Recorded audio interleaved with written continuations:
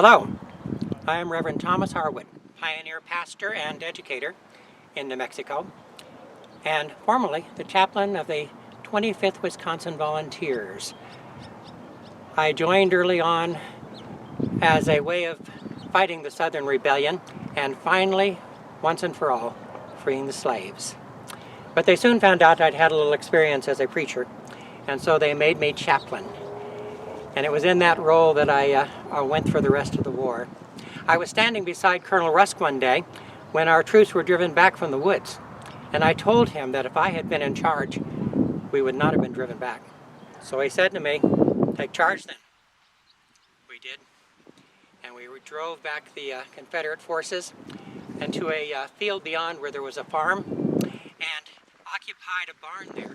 When Colonel Rusk came riding up on his horse, the lady in the household came out and asked, "Who are those men in my barn?" And he told them, "You need not fear, madam. They're being led by a Methodist chaplain." And she threw her hands up and said, "My chickens, they're going to eat all my chickens." Truth is, we were very fond of chicken.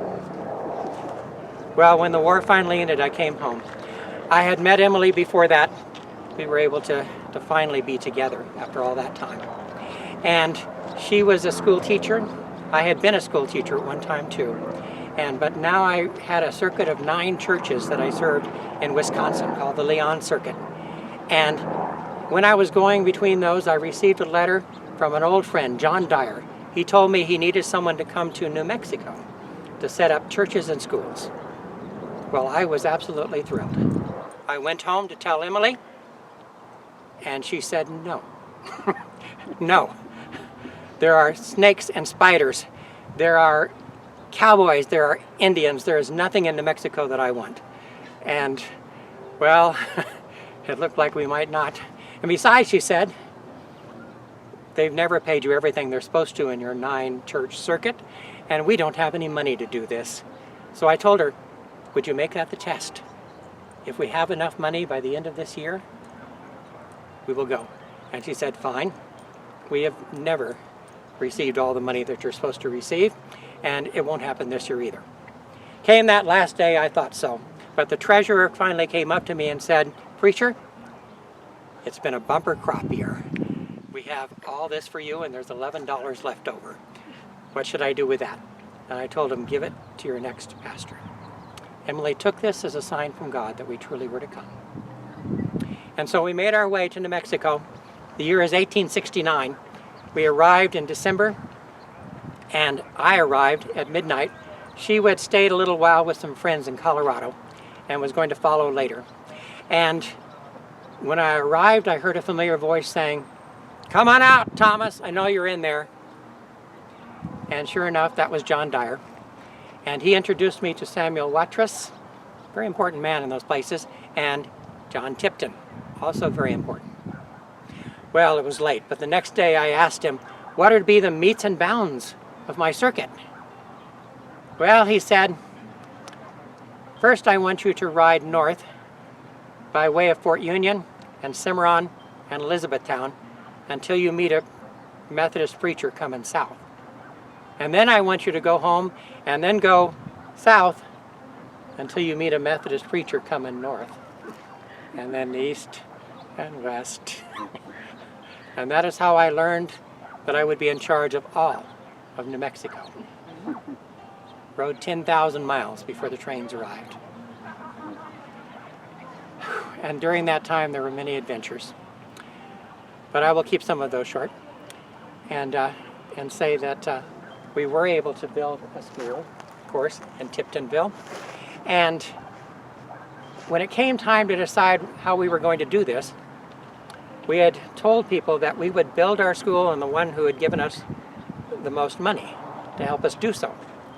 Well, that was a gentleman who had already said that he would agree to this school, but it would have to be a secular school. There would not be any prayers, the Bible would not be read, and there would not be any hymn singing. Well, time came, the governor was there, was expected to do this, and as we were about to take the vote, Emily stood up and said, "Mr. Harwood, I was always in trouble when she said, Mr. Harwood.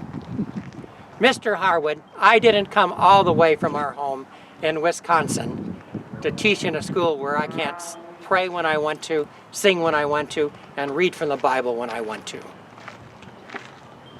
The nays had it.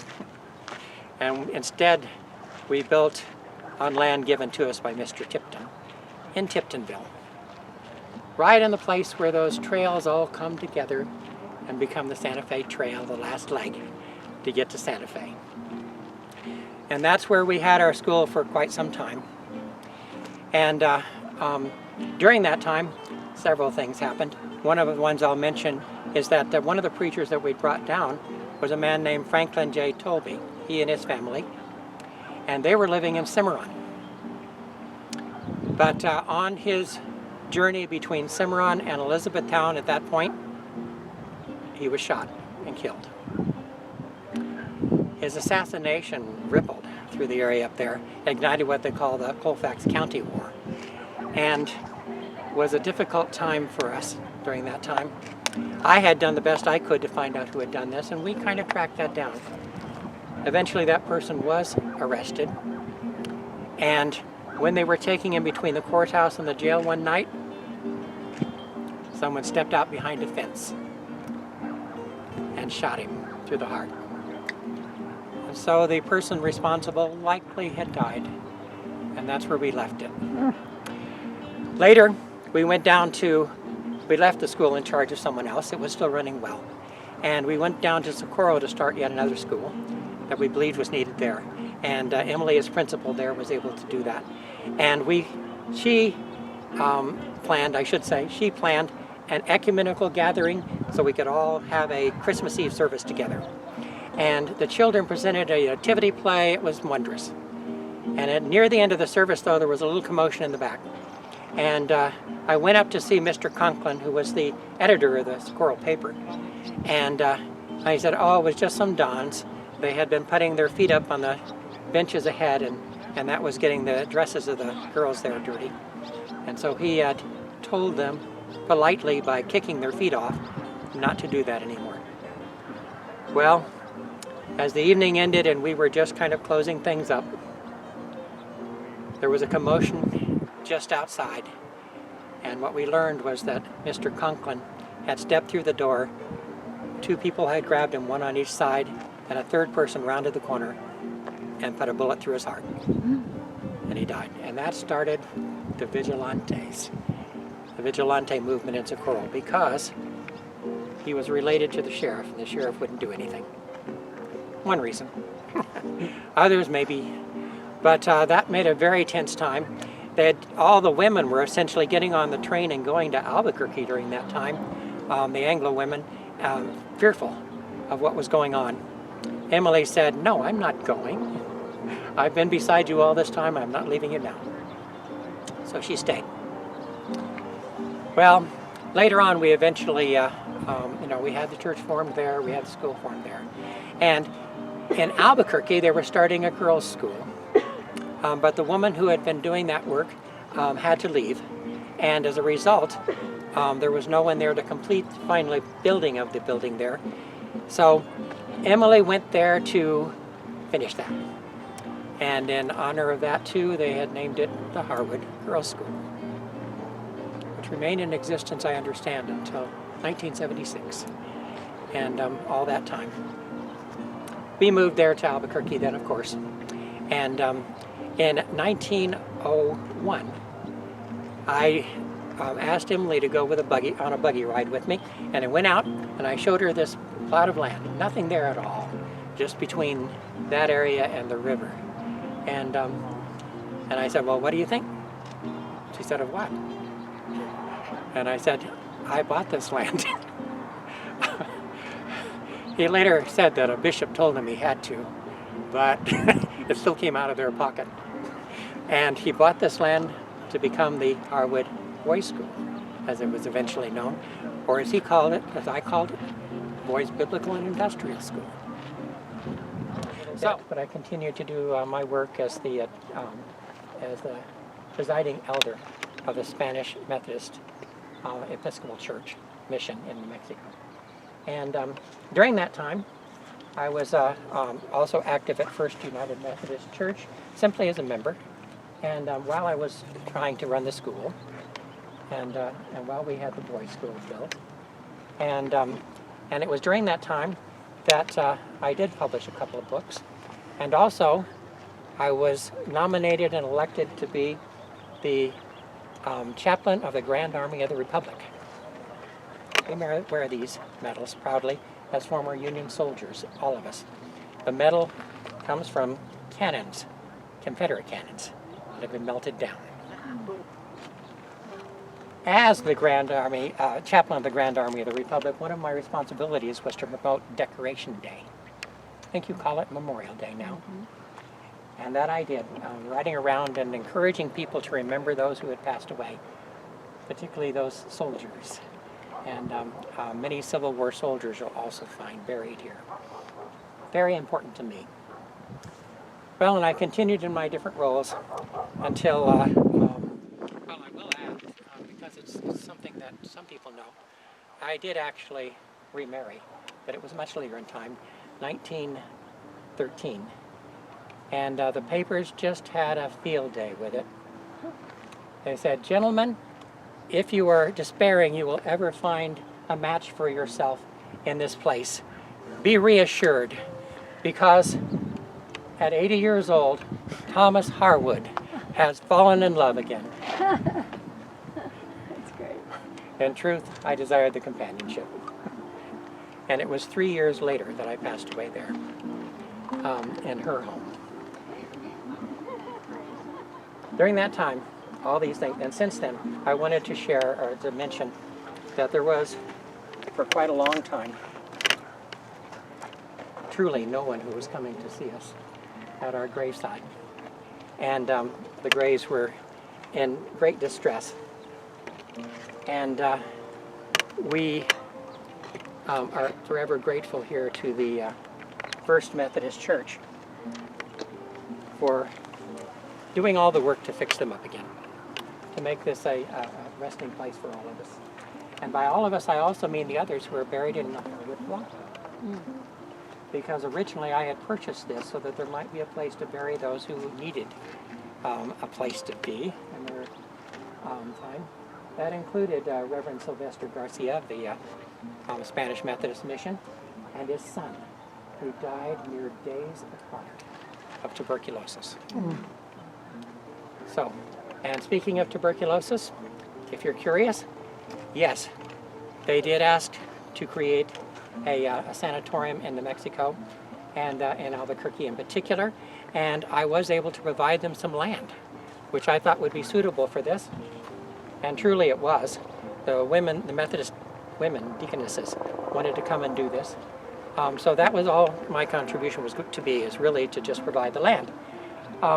However, that land was adjacent to what had now become the college, the University of New Mexico, and they wanted that land. So they convinced the mayor of Albuquerque to pass a law and to say that they could not have a sanatorium so close to this water treatment area that also existed there. And that forced us to sell that land, but they were able to buy another location, kind of down there about Central and 2nd Street. And that's where they built the Harwood Sanatorium. And immediately I told them, please, no, I had little to do with it. Call it the Methodist Women's Deacons Sanatorium. And that is what they did, the hospital there. Is it still standing? Oh, no. No. Long ago lost. Oh. However, before that time came, they had relocated to another location and put the hospital there. This was after they had discovered there was a cure for tuberculosis. And so that changed the nature of their work. And that location became Loveless Hospital, way out on the street they call Gibson now. And when that was sold for $2 million, that helped fund a lot of ministry in the New Mexico Annual Conference. So I'm pleased that the little gift that I had made had become such a great gift after all, and continued to give. Now we So- still have the Harwood School. Talk about that. Let me tell you about that. I was telling them that the 1897 was when Emily took over and helped finish the what was to be the girls' school. And in honor of that and the work that we had long done, they named it Harwood Girls' School. And that location eventually became a different one, but continued to go for a long time. And the Harwood Girls' School. There was also a Harwood Boys' School. I had just shared with them the story of how I took Emily out to see where we were going to build it. And she responded when I got there that, what is this? What? And told her I bought this land. She wasn't pleased to hear I'd spent that much money. But we had indeed provided a place now for the Harwood Boys' School, or the Boys' Biblical and Industrial School, as I called it. It also had, the industrial part was it had a printing press, because we had long been printing a newspaper called El Abogado Cristiano, which shared the news of the Methodists, but also other news too, and had done this for many long years. So the boys ran that at the boys' school, and did a good job printing that. Did such a good job, eventually we had them printing books as well, including the 2 books that I wrote about my adventures in time in New Mexico. Which adventure shall I share with you? Shall I mention that up in 1870 in Cimarron, we'd just arrived in 1869, and I was just beginning, so I went through up to Cimarron. Cimarron at that time was also the home to Lucien Maxwell, and he was the most powerful man in all of New Mexico, a law unto himself. And he had a vast estate that included mountains of gold and such. The mountains up there were that way. And anyway, when I was going through Cimarron one day, I got word that Virginia Maxwell, his daughter, wanted to talk to me. So I sat down with her to talk for a while, and she said that her father was going to marry her off to a sheep herder. She had no intention of being married to a sheep herder. She had fallen in love with Captain Keyes, who was there to supervise the grain that was given to the Indians and such up in that area. So I told her, well, he wanted this to be a secret wedding, and I wasn't used to doing that. And besides that, her father is the most powerful man in New Mexico. But when I came riding back a few days later, I got word to meet her once again at the mill. Fine. I went down to the mill where the grain was being ground and given to the Indians, and they said, well, go to the second floor. And I went up to the second floor, and she was already standing there in her wedding dress. And Captain Keyes came up, and witnesses were there, and what could I do? I performed the service. And they kept it a secret for 2 weeks until the orders would come through for Captain Keyes to go elsewhere. And then each individually, they snuck down to the stagecoach station, and when they were halfway to Colorado, meeting a stage coming the other way, the Captain Keyes handed a copy of their marriage license to the stage going the other direction and said, give it to Lucien Maxwell.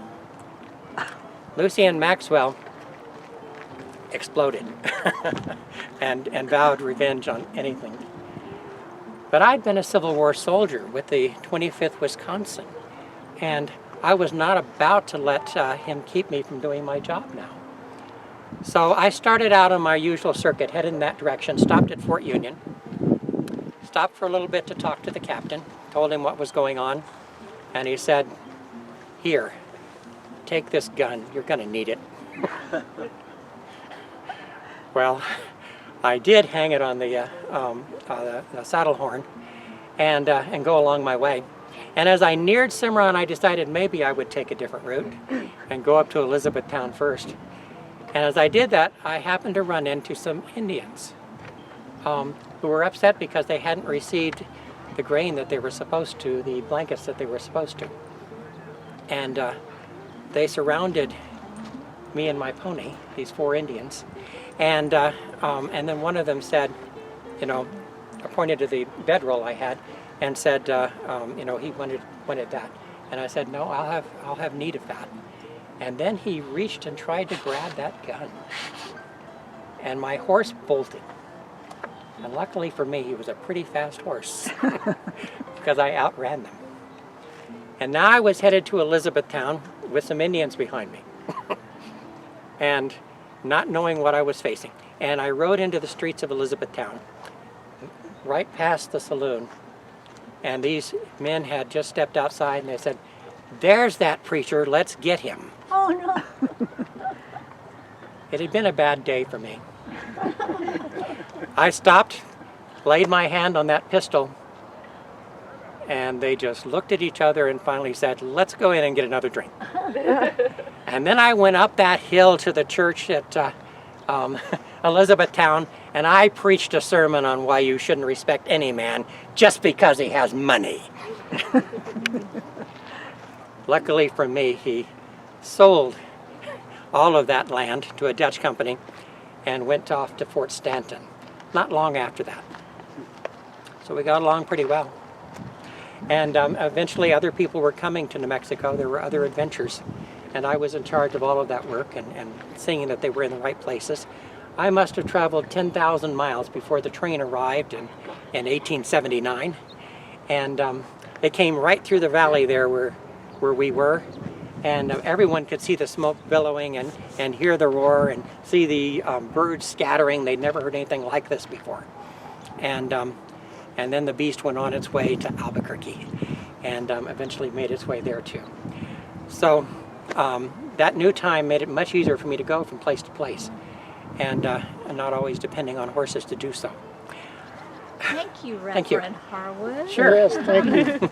Excellent. Pleasure.